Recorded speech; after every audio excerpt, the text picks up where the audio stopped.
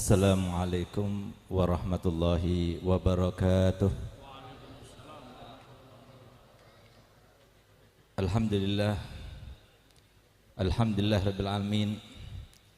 Wassalatu wassalamu ala ashrafil anbiya'i wal mursalin Sayyidina wa habibina wa syafi'ina wa nuri qulubina Muhammad Habibi Rabbil Alamin wa imamil ghurril muhajjalin wa ala alihi wa sahbihi ajmain. Subhanaka la ilma lana illa ma 'allamtana innaka antal alimul hakim. Rabbi shrah li sadri wa yassir li amri wahlul 'uqdatam min lisani yafqahu qawli, amma ba'du. Habaibunal ajilla wa akhusuhum bizikir sahibul magam sahibul majlis Al-Habib Ali bin Saleh Al-Attas, yang kita doakan semoga beliau panjang umur, sehat walafiat, dimudahkan segala urusan, dan jadikan anak-anaknya semuanya menyenangkan beliau dan menjadi khalifah untuk beliau, dan semoga ditambah dan ditambah dan ditambah cinta datuknya kepada Habib Ali bin Saleh, insyaallah, amin ya rabbal alamin. Serta para habaib, alhamdulillah banyak habaib bersama kita. Ada Habib Nagib, ada Habib Jailan yang datang dari Hadramut, Habib Umar Mahdar, Al-Habib Umar Al-Hamid, ada Habib Muhammad Fat'ak, ada Habib Hussein Al-Idrus, dan para habaib yang banyak. Mohon maaf saya tidak sebutkan satu persatu, namun tanpa mengurangi rasa hormat kami kepada mereka semuanya. Kita doakan semoga mereka semuanya menjadi sebab kita semuanya mendapatkan anugerah daripada Allah Ta'ala, rahmat yang banyak, anugerah yang melimpah, barokah yang luas, dan semoga kita semuanya berkat mereka, berkumpul bersama mereka, insyaallah di dunia berkumpul bersama mereka, di akhirat kelak termasuk berkumpul bersama mereka, bersama datuk mereka Nabi kita Muhammad sallallahu alaihi wasallam, amin amin ya rabbal alamin. Para ulama, para kiai, para ajengan yang mohon maaf juga saya tidak sebutkan satu persatu, dan hadirin hadirat para pecinta Nabi kita Muhammad sallallahu alaihi wasallam. Alhamdulillah, patut kiranya untuk kita panjatkan puja dan puji syukur kita ke hadirat Allah Subhanahu wa taala. Karena di dalam pandangan Allah dan Rasulnya tidak ada sesuatu yang kebetulan di dunia. Semua sudah direncanakan. Dan termasuk yang direncanakan adalah kita pada pagi hari ini sampai menjelang siang sekarang ini terpanggil untuk datang ke tempat ini, untuk berjumpa dengan para ulama, untuk berjumpa dengan para habaib, untuk kita itu membaca salawat kepada Nabi, untuk kita ada ta'alluq dengan Nabi, dan insya Allah apapun yang telah diturunkan di majelis yang mulia ini pada rahmat dan barakah, insya Allah kita semuanya akan mendapatkannya. Tidak ada seorang pun di antara kita yang berkumpul di tempat ini, insya Allah berkat Nabi Muhammad kita semuanya dapat syafaatnya Nabi Muhammad. Dan tidak ada seorang pun yang berkumpul di tempat ini, yang mengikuti acara ini, yang membantu dan sebagainya, semuanya, bahkan yang hadir walaupun tidak ada maksud untuk hadir pengajian, tapi ada tujuan-tujuan yang lainnya, insya Allah juga akan mendapatkan syafaat Nabi Muhammad, barokah Nabi Muhammad. Karena Nabi Muhammad sendiri yang telah bersabda dalam hadisnya, ana khairu mukafi, fa in ahsana ahadukum ila ahadin falam yukafihu fa ana ukafihu yaumal qiyamah. Aku ini adalah manusia paling pandai membalas jasa. Kalau sumpama ada di antara kalian yang berbuat baik kepada orang lain, lalu orang lain itu tidak mendapatkan balasan darinya, jangan khawatir, aku akan balasnya untuk kalian kelak di hari kiamat. Kalau itu dikatakan oleh Nabi Muhammad untuk orang lain yang berbuat baik kepada orang lain, bagaimana kalau kita semuanya berbuat untuk Nabi Muhammad?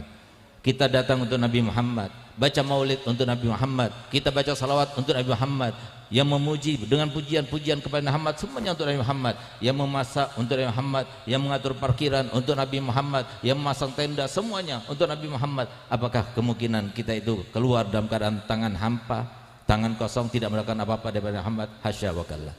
Insyaallah tidak ada seorang pun di antara kita kecuali semua hajatnya dikabulkan, dosanya diampunkan, yang sakit Allah sembuhkan, terutama ulama-ulama kita, semoga Allah berikan kesembuhan. Habib Umar Hamid, semoga Allah berikan kesembuhan, dan semua di antara ulama kita yang sakit, ya Allah segerakan kesembuhan ya Allah. Dan semoga kita semuanya tidak keluar di tempat ini kecuali kita sudah dipastikan sebagai hambanya yang paling beruntung di dunia ini, karena panjang usianya, sehat badannya, dimudahkan segala urusannya, selalu diberikan taufik dan hidayahnya, melimpah hartanya, tajir, banjir, berguna untuk agamanya dan Rasulnya, tapi nanti di akhirat tidak ada hisabnya, kemudian kita meninggal dunia dalam keadaan husnul khatimah, dalam keadaan husnul khatimah, dalam keadaan husnul khatimah. Amin, amin ya rabbal alamin. Sebagaimana tadi telah kita dengar banyak daripada Al-Habib Jailani, ini sesuatu yang sangat mengherankan terkadang. Habaib bicara terkait dengan habaib. Harusnya yang berbicara tentang habaib bukan habaib. Tapi demi Allah saya katakan, habaib yang berbicara tentang kemuliaan habaib tidak ada lain kecuali karena rasa kasih sayang, rahmat yang mereka dapatkan dan wariskan langsung daripada Nabi Muhammad SAW. Karena memang adanya mereka para habaib di antara kita itu adalah sebuah keuntungan yang sangat mudah untuk kita dapatkan. Tidak perlu kita banyak sholatnya, tidak perlu kita banyak sedekahnya, tidak perlu banyak kita itu melaksanakan amalia zahiriyah. Cukup untuk kita mendapatkan syafaatnya Nabi Muhammad SAW, kita pandang mereka dengan cinta. Oleh karenanya kenapa Nabi Muhammad memberikan sebuah himbauan kepada kita semuanya, kalau kita ingin mendidik anak kita, didiklah dengan didikan yang dijadikan sebuah konsep oleh Nabi SAW sebagai pendidikan yang terbaik. Yang dikatakan oleh Syekh Abu Bakar Siddiq, kalau seumpama akalnya Nabi Adam dan semua Rasul, akalnya Nabi Adam dan semuanya Nabi, akalnya dari Nabi Adam dan semua anak-anak Nabi Adam sampai hari kiamat diletakkan dalam satu timbangan, lalu satu timbangan sendiri akalnya Nabi Muhammad diletakkan di sana, maka niscaya akalnya Nabi Muhammad akan mengalahkan akal mereka semuanya. Kenapa Nabi Muhammad SAW mengatakan adibu auladakum ala salati hisal? Hendaklah didiklah anak kalian untuk mencintai 3 hal. Yang pertama, ala hubbi nabiyikum, untuk cintai nabi kalian. Yang kedua, ala hubbi ali baiti nabiyikum, untuk mencintai keluarga nabi kalian. Dan yang ketiga adalah ala tilawatul Quran, untuk supaya senang untuk membaca Quran. Kenapa di sini katakan didiklah anak kalian semuanya? Yang orang Jawa, yang orang Sumatera, yang orang Sulawesi, yang orang Sunda, semuanya ajarkan, didiklah anak-anak kalian untuk cinta pada keluarga Nabi Muhammad. Karena apa? Di dalam diri mereka itulah rahmatnya Nabi Muhammad. Di dalam diri mereka itulah, kata Nabi Haddad tadi, asrornya Nabi Muhammad, barokahnya Nabi Muhammad, anugerahnya Nabi Muhammad. Dan adanya mereka bukan untuk mereka, tapi adanya mereka untuk kita semua sebagai umatnya Nabi Muhammad. Oleh karena itu, kalau kita ingin tahu kemuliaan keluarga Nabi Muhammad, sehingga sebegitu rupa Allah Ta'ala memuliakannya dalam Al-Quran, sehingga sebegitu rupa juga Nabi kita Muhammad mewanti-wantikan kepada kita, hati-hati jangan sampai kita menyakiti salah satu zuriyah Nabi Muhammad. Kenapa Nabi Muhammad mengatakan innama ana basyarun mislukum? Kenapa Nabi SAW mengatakan selalu dalam hadisnya banyak, bukan cuma sekali 2 kali, sering kali, aku ini manusia biasa loh, sama seperti kalian. Kenapa? Karena manusia biasa Nabi Muhammad, cuma basyarun lakal basyar. Sebagaimana kita mempunyai cita-cita, Nabi Muhammad juga punya cita-cita. Kita punya angan-angan dan harapan, Nabi Muhammad juga sama punya angan-angan dan harapan. Setiap kali habis doa kita meminta harapan kita, apa yang kita inginkan kita minta pada Allah Ta'ala. Nabi Muhammad juga seperti itu. Tapi kalau kita ingin tahu apa cita-cita Nabi Muhammad, kehendak Nabi Muhammad, angan-angan Nabi Muhammad, tidak ada lain, tidak ada satu pun daripada umatnya kecuali masuk surga bersama Nabi Muhammad. Itu maksudnya Nabi Muhammad, ana basyarun mislukum, innama ana basyarun mislukum. Yang kedua, Nabi Muhammad itu adalah manusia biasa yang seandainya misalnya saya sekarang berpidato di tempat ini, lalu kemudian saya punya anak 2 yang ikut saya keluar dari majelis ini, kemudian disengkat kakinya, jatuh, kira-kira bagaimana saya? Kecewa apa tidak kecewa? Kecewa, itu saya. Atau seumpama mereka berdua dihormati, dimuliakan, kira-kira senang apa tidak? Senang, itu saya. Bagaimana dengan Nabi kita Muhammad SAW? Oleh karenanya para ulama berkata, kalau kita berbuat kebaikan lalu kita hadiahkan pahalanya Nabi Muhammad sampai pada Muhammad, tapi melalui malaikat, termasuk salawat kita. Tapi kalau kita berbuat baik dan muncul dengan kebaikan, akhlak yang mulia, cinta kepada mereka di depan para zuriat Nabi Muhammad, langsung sampai kepada Muhammad, tapi tanpa malaikat, karena ada hubungan batin antara Muhammad dengan cucu Nabi Muhammad. Oleh karena itu, kenapa Nabi kita Muhammad SAW itu begitu pesannya banyak terkait dengan zuriat Nabi. Di antaranya di dalam hadis sahih Nabi SAW bersabda yang diriwayatkan oleh Imam Muslim dalam kitab Sahih Muslim. Beliau katakan begini, innama ana mru'un magbut yushiku an ya'tiya rasulur rabbi faujib. Aku ini manusia biasa sama seperti kalian, mungkin sebentar lagi datang utusan daripada Tuhanku untuk menjemputku dan aku iyakan. Wa ana tarikum fikum as-saqalain ma in tamassaktum bihima lan tadillu ba'di abada. Aku tinggalkan untuk kalian semuanya dua hal. Kalau kalian berpegang teguh dengan keduanya, kalian tidak akan tersesat untuk selama-lamanya. Yang pertama kata Muhammad, Al-Quran. Fihin nur wal huda. Di situ ada cahaya, di situ ada petunjuk. Fastamsiku bihi, berpegang teguhlah. Yang kedua kata Muhammad, wa itrati ahli baiti, dan keluargaku, keturunanku. Apa kata Muhammad setelah itu? Uzakirukumullah fi ahli baiti, uzakirukumullah fi ahli baiti, uzakirukumullah fi ahli baiti. Awas ya, aku ingatkan kalian hati-hati dengan keluargaku. Awas ya, aku ingatkan kalian hati-hati kepada keluargaku. Kenapa Nabi Muhammad kata demikian? Padahal Nabi Muhammad adalah paling baik akhlaknya. Karena sebagai tanda syukur kita yang paling sedikit kepada Nabi Muhammad dan keluarga Nabi Muhammad adalah kita menghormati dan mencintai umat dan keluarga Nabi Muhammad. Bolehlah kita membaca di dalam kitab Salwatul Ashikin, karangan daripada Al-Imam Ghazali. Cerita yang sangat menggugah hati, sangat indah, dan merupakan bagaimana keluarga Nabi Muhammad dan keturunan Muhammad begitu rahmatnya.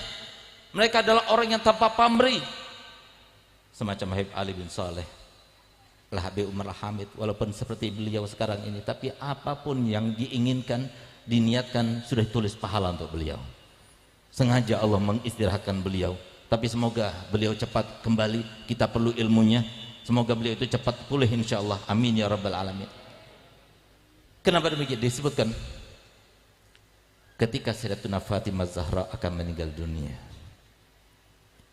tidak biasanya Sayyidatuna Fatimah Zahra itu memandikan Sayyidina Hasan dan Sayyidina Husain.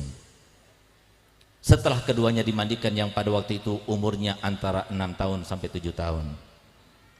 Setelah dimandikan, disisirinya.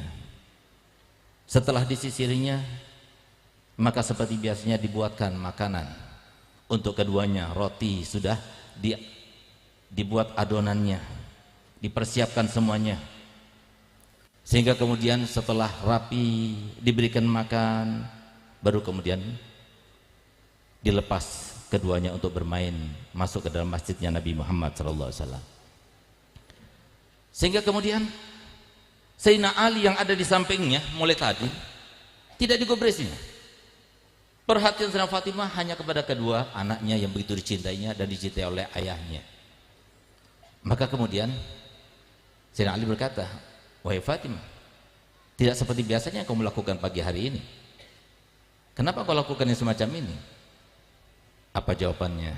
Wahai Ali, sebentar lagi aku akan pergi. Sebentar lagi akan bertemu dengan tamu. Sampai kapan tamunya itu engkau akan temui? Masalahnya aku tidak akan kembali kecuali nanti di hari kiamat. Apa yang dilakukan oleh Sayyidah Fatimah selanjutnya? Teringat syair-syair yang setiap hari beliau ucapkan ketika rindu kepada Nabi Muhammad. Beliau katakan, iza shtadda syauqi zurtu gabraka baqiyah. Kalau sudah aku rindu kepadamu wahai ayah, aku berziarah kepadamu. Untuk apa? Wa anzahu wa abki li uraka mabi. Aku menangis di kuburanmu. Aku menyampaikan semua isi hatiku kepadamu. Ya sakinah sahra, alimnil buka. Wahai orang yang tinggal di atas gurun pasir, ajari aku bagaimana menangis. Wa zikruka ansani jami'al masaibi. Setiap aku mengingatmu wahai Nabi, semua musibah terasa ringan. Idza kunta anni fit turabi maghibah. Kalau seumpama engkau sekarang berada di bawah tanah, aku tidak bisa melihatmu. Fama anta an qalbil hazini. Engkau wahai ayah, walaupun aku tidak melihatnya, tapi engkau selalu dalam hatiku, tidak pernah terlewatkan.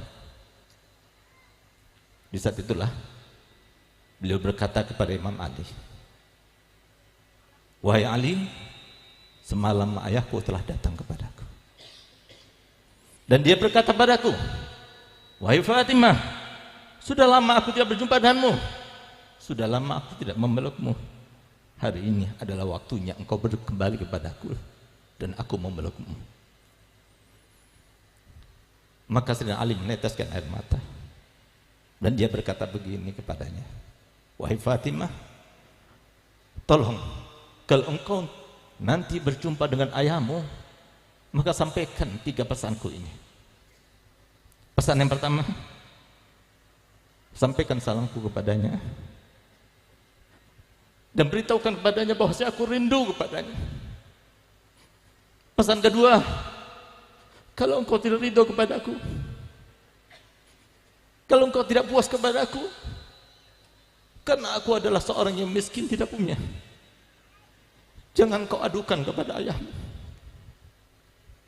Yang ketiga, kalau nanti di padang mahsyar engkau melihat aku sedang ditarik oleh malaikat Zabaniyah, tolong selamatkan aku. Maka kemudian oleh Sayyidatina Fatimah dipeluknya Imam Ali. Maka gantian Imam Ali diperdengarkan suaranya dengan Sayyidatina Fatimah berkata, kalau begitu ya Ali, aku juga berpesan padamu 3 hal. Kalau nanti aku meninggal dunia, engkau yang memandikan aku sendiri, engkau yang mengkafani aku sendiri, dan engkau yang menguburkan aku sendiri. Nanti kalau aku meninggal dunia, ingatlah setiap orang yang dalam keadaan asing, tidak ada keluarga.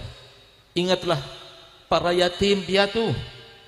Ingatlah mereka yang masih muda-muda itu yang perlu kasih sayang. Ingatlah mereka sebagaimana engkau akan mengingatku nanti setelah aku meninggal. Yang ketiga, ketika engkau menguburkan aku, ambillah tasku itu. Di dalam tas itu ada sebuah secari kertas. Letakkan dalam kafanku, makamkan aku bersamanya. Sehingga Imam Ali berkata, apa yang tertulis dalam kertas itu wahai Fatimah? Rahasia, demi Allah aku mohon kepadamu, beritahukan kepadaku. Apa yang tertulis dalam kertas itu wahai Fatimah? Di saat itulah Sayyidatina Fatimah bercerita, dulu waktu ayahku datang kepadaku dan memberitahukan bahwasanya engkau meminangku, dia berkata kepadaku begini, wahai Fatimah, apakah engkau ridha kalau seumpama Ali bin Abi Thalib dia datang meminangmu dengan 400 dirham? Aku katakan kepada ayahku, raditu aliyan walam ardo bil mahar. Aku ridho dengan Ali, tak bekerja ridho dengan mahar. Sekelas aku cuma maharnya 400 dirham, aku tidak ridho ya Rasulullah. Saat itulah kemudian Jibril datang kepada Nabi Muhammad, katakan wahai Muhammad kepada Fatimah bahwasanya Allah telah berkata, surga terbaik dan semua isinya untuk Fatimah Zahra sebagai mahar Ali bin Abi Thalib untuk Sayyidatina Fatimah. Apa kata Sayyidatina Fatimah? Saya sampaikan Nabi Muhammad, la arda, aku tidak ridho. Lalu kemudian Sayyidina Jibril berkata kepada Nabi Muhammad, tanyakan kepadanya apa yang dia minta. Maka kemudian Sayyidatina Fatimah mengatakan, aku meminta maharku adalah syafaat untuk umatnya Nabi Muhammad sallallahu alaihi wasallam.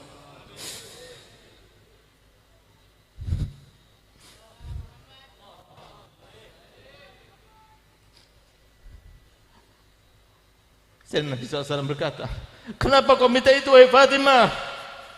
Ya Rasulullah, aku minta syafaat daripada umatmu, karena itulah yang kau pikirkan setiap hari, setiap saat, setiap waktu. Sehingga kalau aku meminta supaya aku diberikan syafaat untuk umatmu, berarti aku telah menyenangkanmu dan aku sebagai anak telah berbakti kepadamu. Di saat itulah kemudian Jibril datang membawa kertas, dan di dalam kertas itulah itu yang nanti aku akan bawa, itu nanti akan aku bawa di padang mahsyar. Aku akan berkata kepada Allah Ta'ala, ini maharku ya Allah, berikan syafaat untuk seluruh umatnya Nabi Muhammad.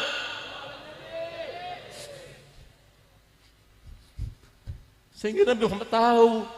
Nabi Muhammad tahu, lihat bagaimana pengorbanan putrinya, bagaimana pengorbanan para cucu-cucunya, yang ketika mereka dizalimi, seandainya mereka mengangkat tangannya, pasti Allah mengabulkannya. Mereka tidak meminta itu.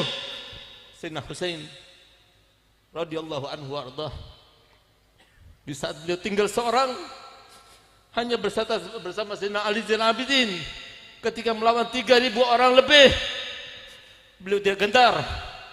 Tetap beliau bawa pisaunya, beliau bawa pedangnya di depan mereka. Tapi di saat beliau memandang mereka semuanya, beliau meneteskan air mata. Di mana air mata itu? Ketika menetes tampak kepada Sayyidatuna Zainab, saudaranya. Keluar Sayyidatuna Zainab, berlari dari kemahnya, mendekat pada Husain. Ya Husain, di depan mereka kau menangis. Engkau adalah anaknya Ali, engkau adalah anaknya Fatimah. Engkau menangis di depan mereka. Engkau takut pada pedang mereka, engkau takut pada kematian. Maka Sayyidatuna Husain berkata, wahai adikku, demi Allah, aku tidak pernah takut kepada kematian. Aku tidak pernah takut pada pedang-pedang mereka. Tapi aku menangis karena aku melihat di wajah-wajah mereka. Aku menampak kepada aku, ya Allah, dari wajah-wajah mereka api neraka yang siap melahap mereka, karena mereka telah memerangi salah satu cucu daripada Nabi Muhammad SAW. Karenanya aku menangis. Kalau seumpama kematian tidak ada di dalam ketakutanku, demi Allah, wahai Zainab, aku siap menghadap kepada kakekku, karena semalam aku bermimpi datukku Nabi Muhammad, dan dia berkata kepadaku, Husain, hari inilah waktunya engkau berbuka bersamaku di surga. Nabi Muhammad tahu kenapa cucunya itu begitu diingat-ingat. Uzakirukumullah fi ahli baiti, aku ingatkan kalian semua, termasuk terkait dengan anak cucuku. Kenapa? Karena Nabi Muhammad tahu ketika datang iblis kepada Nabi Muhammad, lalu iblis itu berkata, aku datang kepadamu wahai Muhammad dan dalam keadaan terpaksa.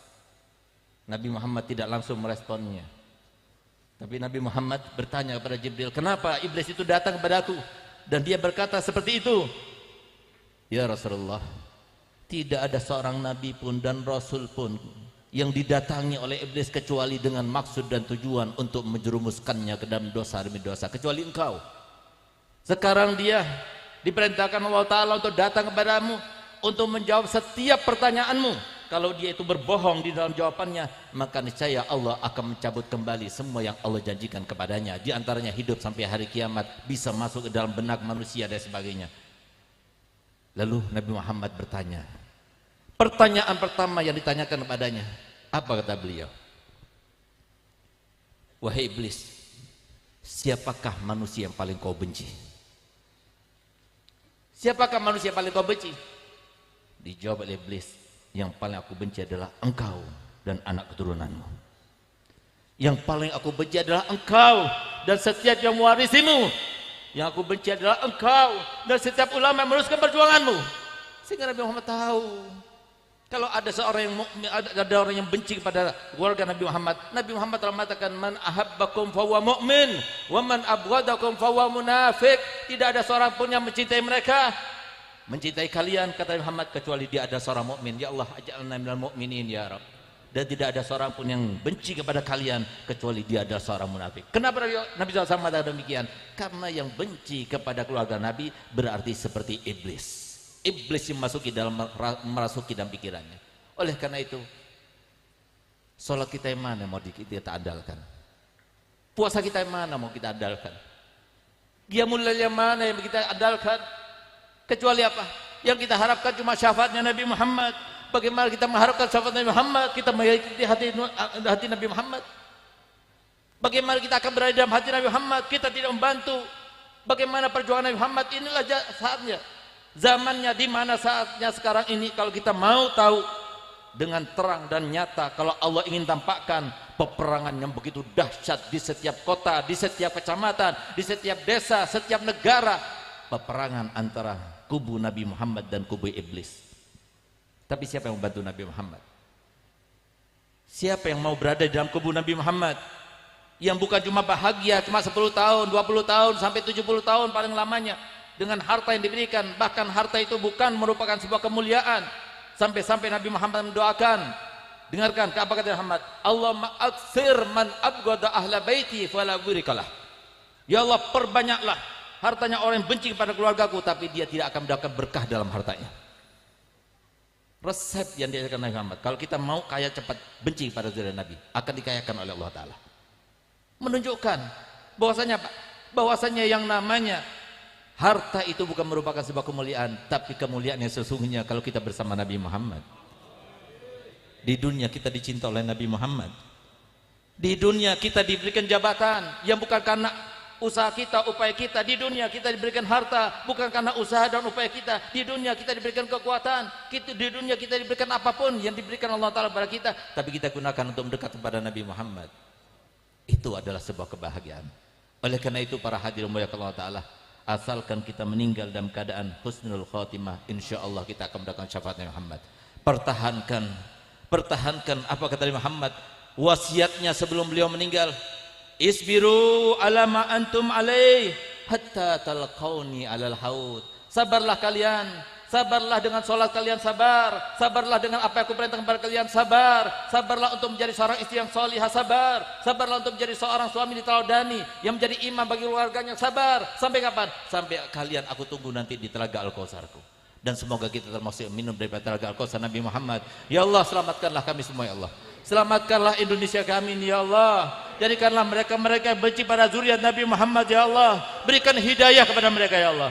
Berikan hidayah kepada mereka ya Allah, sehingga iblis yang menjadikan mereka seperti itu ya Allah tambah marah, tambah benci, tambah murka, tambah menjadi orang-orang yang setiap harinya mengambil debu dan meletakkan di atas kepalanya. Biarkan iblis yang mampus ya Allah, tapi mereka saudara kami ya Allah, berikan hidayah kepada mereka semuanya, karena mereka adalah orang-orang dicintai oleh Nabi Muhammad SAW. Mereka lah umatnya Nabi Muhammad. Selama mereka mengucapkan kalimat syahadatain, maka mereka lah yang dimasukkan oleh Nabi Muhammad ketika turun ayat wala saufa yu'tika rabbuka fatarda. Maka ketika itu turun ayat tersebut, Nabi Muhammad bersumpah, wallahi inilah arda wahidah min ummati finnar, aku tidak ridho satu saja daripada umatku di dalam neraka. Ya Allah, berikan hidayah kepada semua umat Nabi Muhammad SAW ya Allah. Ya Allah, kami tidak mempunyai apapun, ibadah kami sangat hampa, apapun yang kami lakukan tidak berguna, tapi kami mempunyai sesuatu kemuliaan yang di dalam pandanganmu, sesuatu yang paling mulia, yaitu kami berlabelkan sebagai umat kekasih Muhammad. Ya Allah, dengan itulah kami mohon ya Allah, kami mohon untuk kami semuanya, untuk keluarga kami semuanya, untuk sahabat kami semuanya, untuk keturunan kami semuanya, dan untuk semua masyarakat Indonesia ini ya Allah. Ya Allah, jadikanlah negara Indonesia negara yang makmur, sentosa, yang jauh daripada mereka-mereka yang menginginkan negara Indonesia menjadi terpuruk, menjadi negara yang sengsara, menjadi negara yang dibelah-belah. Ya Allah, siapa yang menginginkan harta kekayaan Indonesia bukan untuk Indonesia, ya Allah, mampuskanlah mereka bersama iblis ya Allah. Ya Allah, siapapun di antara mereka yang menginginkan Indonesia ini dalam keadaan sengsara dan menyengsarakan, ya Allah, jadikanlah mereka itu Engkau berikan penyakit yang banyak ya Allah. Kalau Engkau tidak berikan hidayah kepadanya, ambil nyawanya, singkirkan mereka semuanya ya Allah. Ya Allah, bijahin Nabi wa alin Nabi. Ya Allah, jadikanlah kami termasuk yang sadar bahwasanya kalau kita ingin berjuang untuk Nabi Muhammad, enggak ada seorang pun di antara kita kaum muslimin kecuali harus saling bahu membahu, harus saling tolong menolong. Selamatkanlah mereka. Nabi Muhammad tidak pernah minta kepada kita jabatan, enggak pernah minta kepada kita harta, tapi sampai permintaan Nabi Muhammad SAW adalah balighu anni wala ayah, sampaikan dariku walaupun hanya satu ayat. Bawa mereka ke majelis-majelis, bawa mereka kepada ulama, bawa mereka masuk pesantren, bawa mereka ke tempat-tempat hidayah. Dengan itulah berarti kita telah membuat bahagia Nabi Muhammad. Bantu mereka yang tidak punya, bantu mereka yang membutuhkan pada pertolongan. Dengan itulah Nabi Muhammad bahagia. Dan insya Allah semoga Indonesia suatu waktu nanti dalam keadaan cepat insya Allah berkatnya para habaib, para aulia, semoga Indonesia menjadi baldatun thayyibatun rabbun ghafur. Ya Allah, bantulah pejabat-pejabat kami, berikan hidayah kepada mereka semuanya sehingga mereka menjadi orang beriman dan bertakwa. Kalau sudah mereka ya Allah, karena kita sudah berubah menjadi ahli majlis, ahli zikir, ahli pesantren semuanya, dan itu yang sangat ditakutkan oleh musuh-musuh daripada Nabi Muhammad. Ya Allah, kita akan menjadi baldatun thayyibatun rabbun ghafur. Jadikanlah kami sebagai penguat perjuangan Imam Mahdi nanti di akhir zaman ya Allah. Anak keturunan kami ya Allah, berikan kekuatan Jadikan di antara kami Allah kekayaan, jadikan di antara kami keamanan, kesejahteraan, kejayaan semuanya di antara kami Allah, sehingga Indonesia ini yang kami cintai menjadi negara yang paling cintai oleh Nabi Muhammad. Rabbana atina fid dunya hasanah wa fil akhirati hasanah wa qina adzabannar. Wa sallallahu ala sayyidina Muhammadin wa ala alihi wasallam. Alhamdulillahirabbil alamin. Saya mohon maaf terutama kepada para habaib. Wabillahi taufiq hidayah. Wassalamualaikum warahmatullahi wabarakatuh.